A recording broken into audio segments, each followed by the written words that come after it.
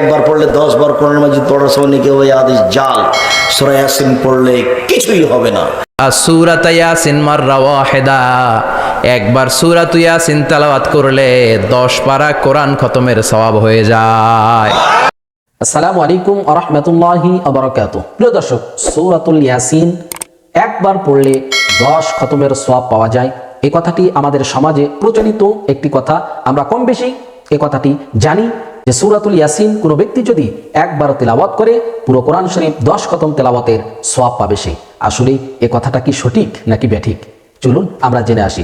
আজকে আমাদের বিশেষজ্ঞ প্যানেলে বাংলাদেশের বিজ্ঞ 5 জন আলেম রয়েছেন। এই 5 জন বিজ্ঞ আলেমের কাছ থেকে আমরা জানবো যে সূরাতুল ইয়াসিন একবার তিলাওয়াত করলে 10 খতমের সওয়াব পাওয়া যায়, এই কথাটা কি সঠিক নাকি ব্যাঠিক? প্রিয় দর্শক, চলুন আমরা একে একে তাদের বক্তব্যগুলি শুনে আসি। আমরা শুরুতেই শেখ আব্দুর রাজ্জাক বিন ইউসুফের বক্তব্যটি শুনে আসি। একবার পড়লে 10 বার কোরআন মাজিদ পড়ার সময় নাকি ওই হাদিস জাল।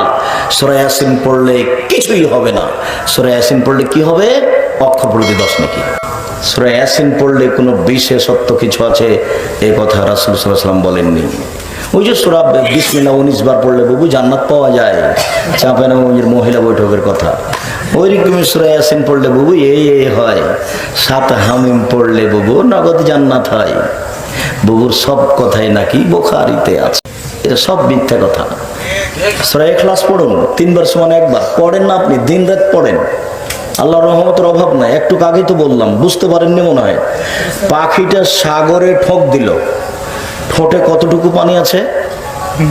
তো যতটুকু থাক সাগর থেকে একটু কমেছে। তো এই পরিমাণ আল্লাহর কাছে যত আছে তত কমবে না, এই পরিমাণ কমবে না। আপনি সারাদিন সূরা ইখলাস পড়েন না, ব্যাগ ভর্তি করে নেন, অভাব কি তার আছে? দিয়ে ভর্তি করে দিবেন। ওকবা রাদিয়াল্লাহু তাআলা আনহু বলছেন যে একদা আমরা রাসূলকে খুঁজতে বের হলাম, খুব অন্ধকার রাত, বাতাস প্রবাহিত হচ্ছে জোরে, রাসূল সাল্লাল্লাহু আলাইহি ওয়াসাল্লামকে পেয়ে গেলাম। তখন তিনি বলছেন ওকবা ইকরা, ওকবা পড়ো। তখন আমি বলছি মা ইকরা, আমি কি পড়বো? বলছে ইকরা, আরে পড়ো না। আমি বলছি মা ইকরা, কি পড়বো? তখন তিনি বলছেন ইকরা সূরাত ইখলাস, সূরাত ফালাক, সূরাত নাস।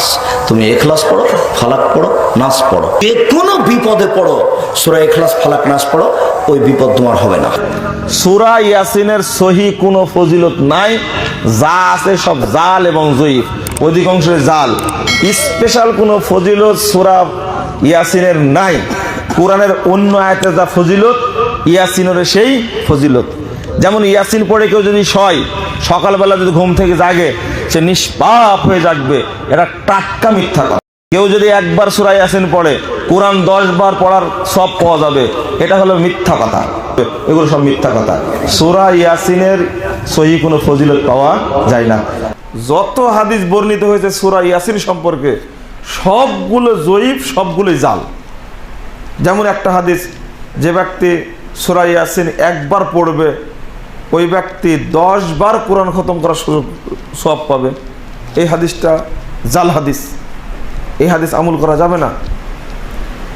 যে ব্যক্তি সূরা ইয়াসিন পড়ে ঘুমাবে, সকালবেলা নিষ্পাপ হয়ে উঠবে, এটা একটা জাল হাদিস। যে ব্যক্তি সূরা ইয়াসিন পড়ে ঘুমাবে রাত্রিতে, যদি রাত্রিতে মারা যায়, ওই ব্যক্তি জান্নাতে যাবে, এটা একটা জাল হাদিস। স্পেশালি ফজিলত আছে সূরা মুলকের।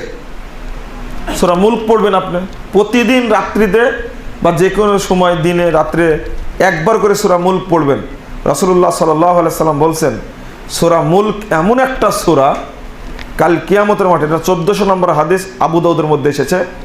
মুহাম্মদ রাসূলুল্লাহ সাল্লাল্লাহু আলাইহি সাল্লাম বলছেন যে কোনো ব্যক্তির উপরে জাহান্নাম ওয়াজিব হয়ে গেছে, কিন্তু লোকটা সূরা মুলক পড়তো, আল্লাহকে বলতেই থাকবেন, আল্লাহ লোকটাকে তুমি ক্ষমা করো।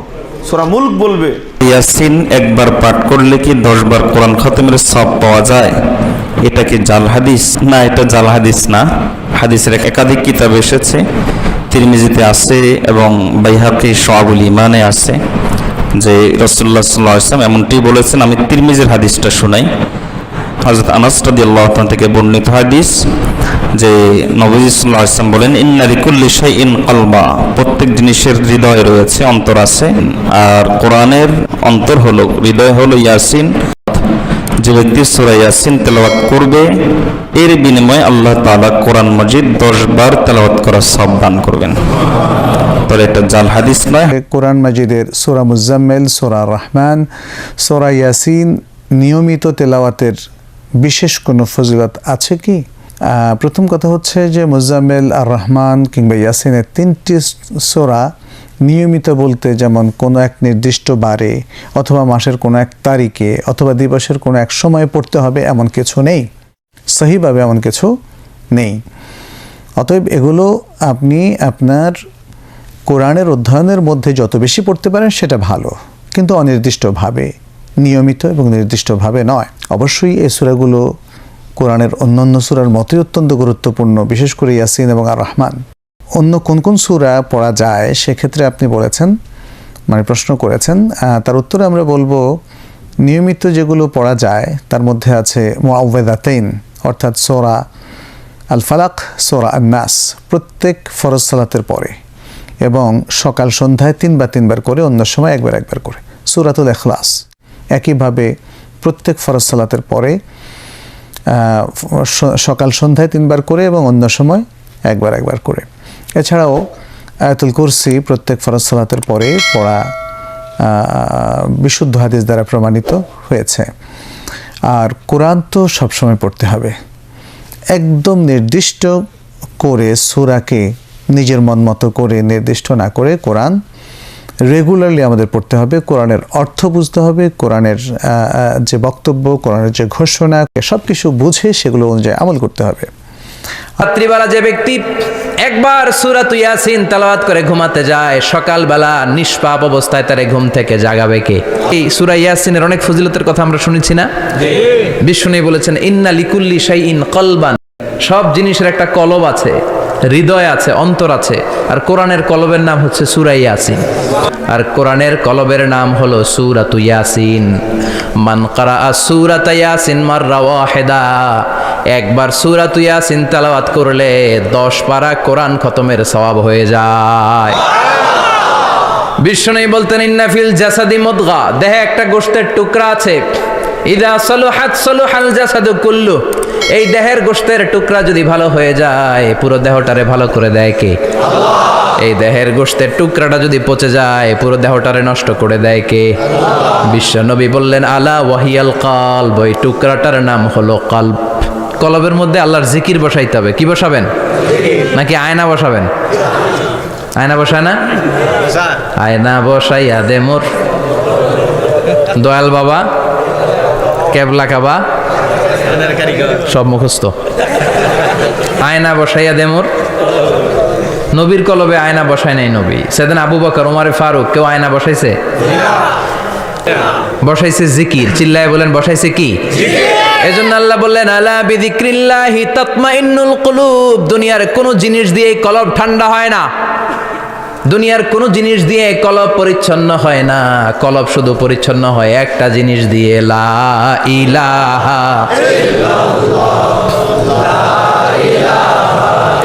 লা ইলাহা ইল্লাল্লাহু মুহাম্মাদুর রাসূলুল্লাহ সাল্লাল্লাহু আলাইহি ওয়াসাল্লাম। তাহলে কোরআনের একটা কলব আছে, আমাদের দেহে যেমনি কলব আছে, প্রতিটা প্রাণীর যেমনি কলব আছে, অন্তর আছে, কোরআনেরও কলব আছে না নাই? কোরআনের কলবের নাম। তোমাদের মুমূর্ষু ব্যক্তিদের সামনে বসে সূরাত ইয়াসিন তেলাওয়াত করো, রূহ চলে যাবে, মৃত্যুর একেবারে দ্বার প্রান্তে দাঁড়িয়ে এই মুহূর্তে তার পাশে বসে পড়তে আরম্ভ করেন ইয়াসিন ওয়াল কুরআনিল হাকীম ইন্নাকা লামিনাল মুরসালিনা। ওই ব্যক্তির ঈমানের মৃত্যু দান করে দিবে কে? আল্লাহ। মৃত্যুর কষ্ট হালকা করে দিবে কে? আল্লাহ। আবার বিশ্বনবী বলতেন রাত্রিবেলা যে ব্যক্তি একবার সূরাত ইয়াসিন তেলাওয়াত করে ঘুমাতে যায়, সকালবেলা নিষ্পাপ অবস্থায় তারে ঘুম থেকে জাগাবে কে? আল্লাহ। তাহলে এই সূরার মর্যাদা কম কম না বেশি বেশি? কলবুল কোরআন, এটা কোরআনের কলব, একবার পড়লে 10 পারার সওয়াব। আবার মুমূর্ষু ব্যক্তির সামনে বসে সূরা ইয়াসিন তেলাওয়াত করতে বলা হয়েছে, তাহলে মৃত্যুর কষ্টরে হালকা করে দেয় কে? আল্লাহ। আবার রাত্রিবেলা সূরা ইয়াসিন তেলাওয়াত করলে সকালবেলায় নিষ্পাপ বানায় দেয় কে? আল্লাহ। মনে থাকবে? সূরা ইয়াসিন ছাড়াও এই সূরার অনেকগুলো নাম তাফসীর গ্রন্থে পাওয়া যায়। এই সূরার একটা নাম হচ্ছে সূরাতুল কাদিয়া, সূরাতুল কাদিয়া, তাকদি হাজাতা কারিইহা। যে এই সূরা তেলাওয়াত করে ওই তেলাওয়াতকারীর যে হাজত আছে, প্রয়োজন আছে, এই সূরার বরকতে আল্লাহ তার প্রয়োজন পূরণ করে দেয়। আমাদের জীবনে প্রয়োজন আছে না নাই? কার কাছে চাইবো? বিপদে পড়লে কারে বলবো? আমরা বিপদে পড়লে প্রথমে শেয়ার দেই ফেসবুকে। কোথায় শেয়ার? আগে শেয়ার দিব কার কাছে? মনে থাকবে? বিপদে পড়লে আগে শেয়ার করব কার কাছে? মনে থাকবে? এজন্য বিশ্বনবী বলতেন এই সূরার নাম সূরাতুল কাদিয়া, মানুষের হাজত পূরণ করে দেয়। এই সূরা তেলাওয়াত করে যদি আপনি আল্লাহর কাছে কোনো বিপদ থেকে পানা চান অথবা কোনো প্রয়োজন নিয়ে দোয়া করেন, সূরার বরকতে প্রয়োজনটা পূর্ণ করে দেয় কে? কেউ যেটা পারে না পারে কে? কেউ যেটা দেয় না দেয় কে? কেউ যেটা শোনে না শোনে কে? তাহলে পেলাম সূরাতুল কাদিয়া। আরেকটা নাম আছে সূরার, সেটা হচ্ছে সূরাতুল আযীমা, সুমহান সূরা। এই আজিম আর আজিমা এই শব্দ দুইটা অনেক দামি, আল্লাহ যে কোনো জায়গায় ব্যবহার করেন নাই। বিশ্বনবীর চরিত্রের উপমা দিতে যে আল্লাহ আজিম শব্দ বলেছেন, তাই না? রব্বুল আলামিন বলেন ওয়া ইন্নাকা লাআলা খুলুকিন আযীম। ও নবী, সাধারণ কোন চরিত্র আপনারে আমি দেই নাই, আপনারে আমি দিয়েছি আযীম একটা চরিত্র, খুলুকুন আযীম। And verily indeed you are on a very good standard of character. অসাধারণ চরিত্র দিয়েছি। বিশ্বনবীর চরিত্র বুঝাতে যে আল্লাহ কি শব্দ ব্যবহার করেছেন? কথা বলে না, তাফসীর শিখে যেতে হবে। কোন শব্দ ব্যবহার করেছেন? আযীম। এজন্য এই সূরাটা যেন তেন সূরা নয়, এটা তো কোরআনের কলিজা, হার্ট, হৃদয়। এজন্য সূরাটা সূরাতুল আযীমা। সুবহানাল্লাহ পড়েন।